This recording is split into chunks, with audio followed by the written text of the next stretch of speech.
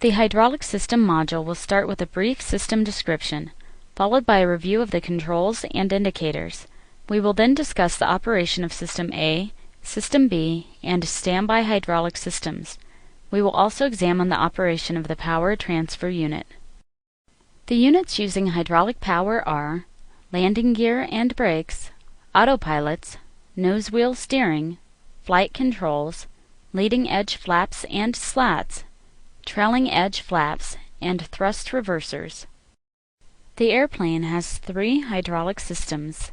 These systems are named System A, System B, and the standby system. A power transfer unit, or PTU, transfers hydraulic power to operate certain hydraulically operated components under certain conditions.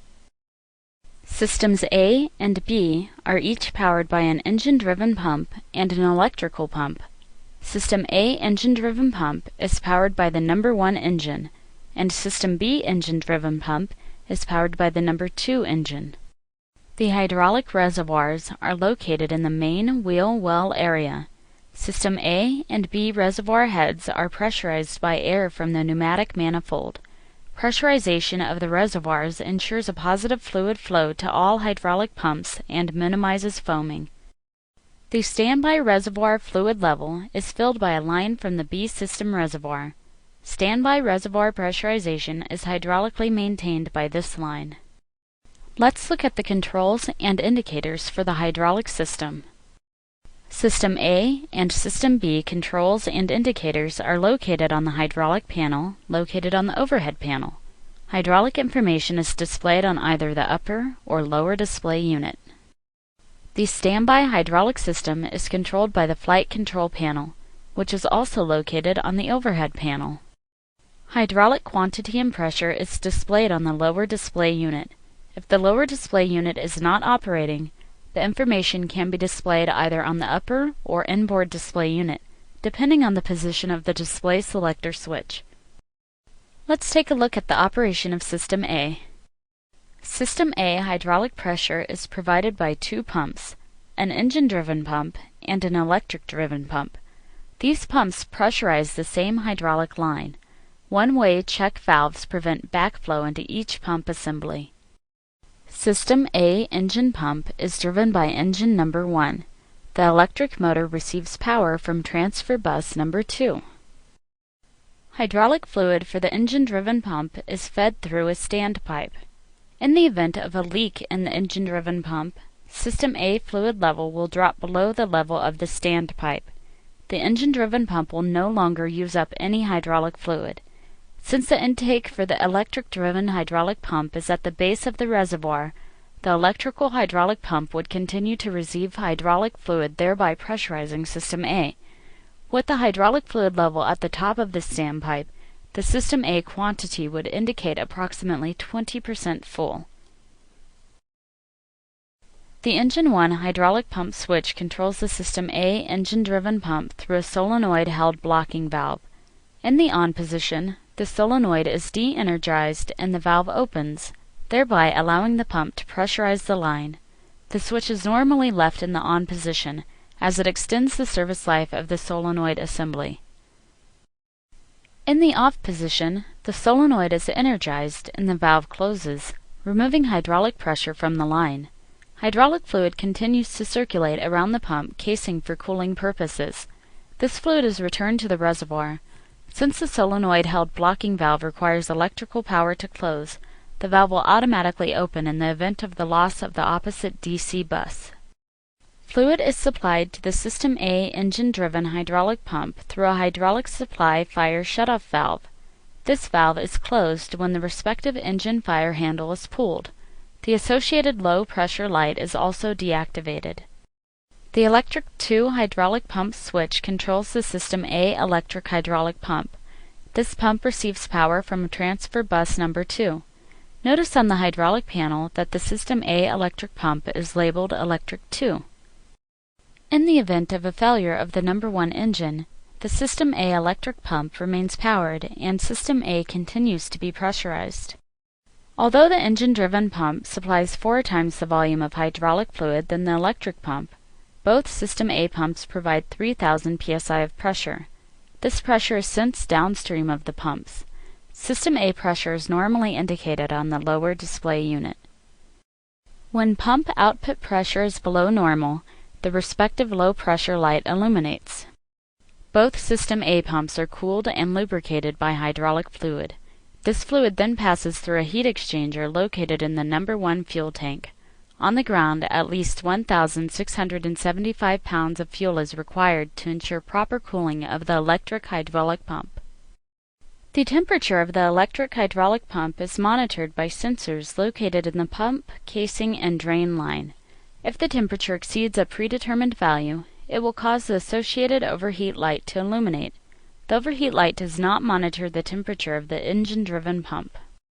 System A hydraulics power the following systems: Autopilot A, ground spoilers, Engine 1 thrust reverser, alternate brakes, flight spoilers, rudder, elevator and elevator fuel, ailerons, landing gear, nose wheel steering, and the power transfer unit.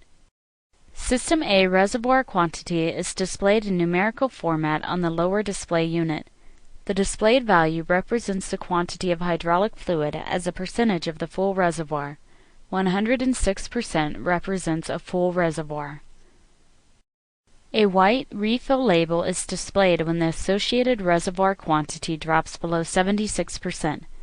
The refill indication is only valid when the aircraft is on the ground with both engines shut down, or after landing, during the taxi-in with the flaps up.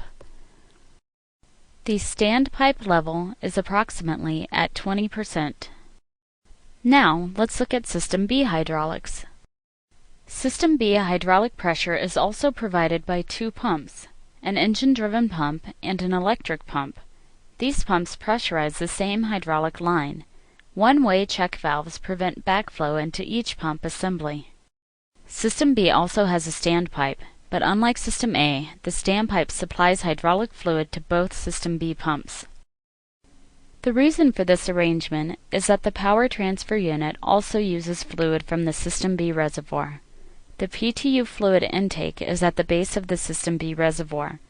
Therefore, in the event of a leak in the System B electric or engine-driven pump, there will still be a small amount of fluid available for the PTU. In this case, System B hydraulic quantity would indicate empty. Reservoir B supplies the standby reservoir through an interconnected balance line. Reservoir B is serviced by filling the standby reservoir. System B engine pump is driven by engine number 2. The electric motor receives power from transfer bus number 1. These pumps are controlled by the associated engine 2 and electric 1 switches. Pump operation is exactly the same as for System A pumps. Hydraulic fluid is supplied to the System B engine-driven pump through a hydraulic supply fire shutoff valve. This valve is closed when the number 2 engine fire handle is pulled. The associated low-pressure light is also deactivated. Although the engine-driven pump supplies 4 times the volume of hydraulic fluid than the electric pump, both System B pumps provide 3,000 psi of pressure. This pressure is sensed downstream of the pumps. System B pressure is normally indicated on the lower display unit. When pump output pressure is below normal, the respective low pressure light illuminates. Both System B pumps are cooled and lubricated by hydraulic fluid. This fluid then passes through a heat exchanger located in the number 2 fuel tank. On the ground, at least 1,675 pounds of fuel is required to ensure proper cooling of the electric hydraulic pump.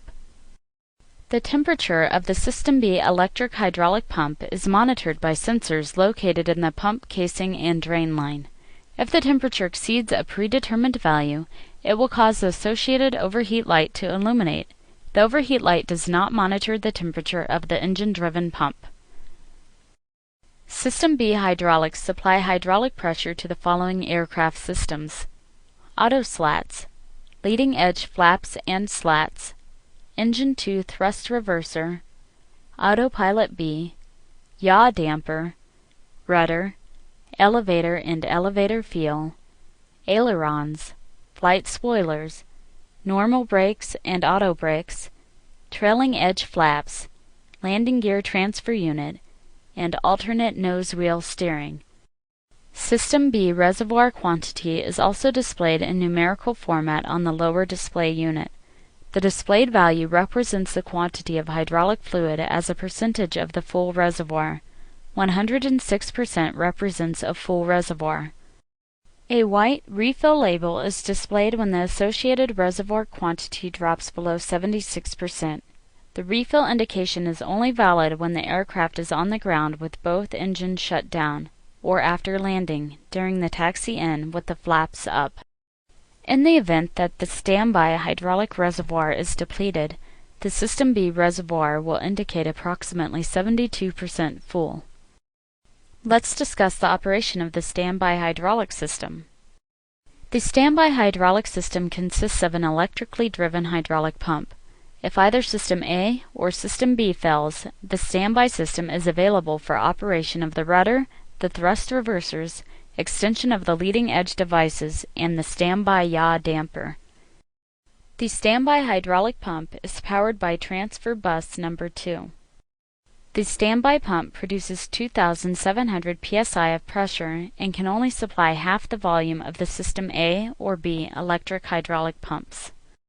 The controls and indicators for the standby hydraulic system are on the flight control panel located on the overhead panel. The standby hydraulic pump can be activated in 3 ways: placing either flight control system switch to standby rudder, placing the alternate flaps master switch to arm, or automatically. Placing either flight control system switch to standby rudder will activate the standby hydraulic pump as well as shut off hydraulic fluid to the ailerons, elevators, and rudder by closing the associated flight control shutoff valve. In addition, the standby rudder shutoff valve opens and the standby hydraulic system can now power the rudder and the thrust reversers. The standby rudder on light illuminates when the standby hydraulic system has been commanded on, either manually or automatically. Anytime the standby pump is operating, the standby hydraulic low pressure light is armed. The light will illuminate anytime the standby pump output pressure decreases below a predetermined value. If the low pressure light illuminates, the flight control annunciator light and master caution lights also illuminate. To illustrate how the standby system works, assume that the left flight control low pressure light illuminates, indicating that System A pressure to the rudder, aileron, and elevator is low. The normal action in this case would be to select the A flight control switch to the standby rudder position. Click on the System A flight control switch to continue. Placing the A flight control switch to standby rudder closes the respective flight control shutoff valve, thereby isolating the rudder, aileron, elevator, and elevator fill from the corresponding hydraulic system. The standby hydraulic pump is turned on, and the standby rudder valve opens, providing pressure to operate the rudder. After the A flight control switch is placed to the standby rudder position, the standby rudder on light illuminates. The B flight control system operates the same way as the A flight control system. The standby hydraulic pump can also be activated by placing the alternate flaps master switch to the arm position. This will activate the standby hydraulic pump and close the trailing edge flap bypass valve. It will also arm the alternate flaps position switch. The alternate flap switch can now be used to extend the leading edge devices. The standby system cannot retract flaps and slats. In addition, the standby hydraulic pump can now power the thrust reversers. Click on the alternate flaps master switch to see the effects of this action.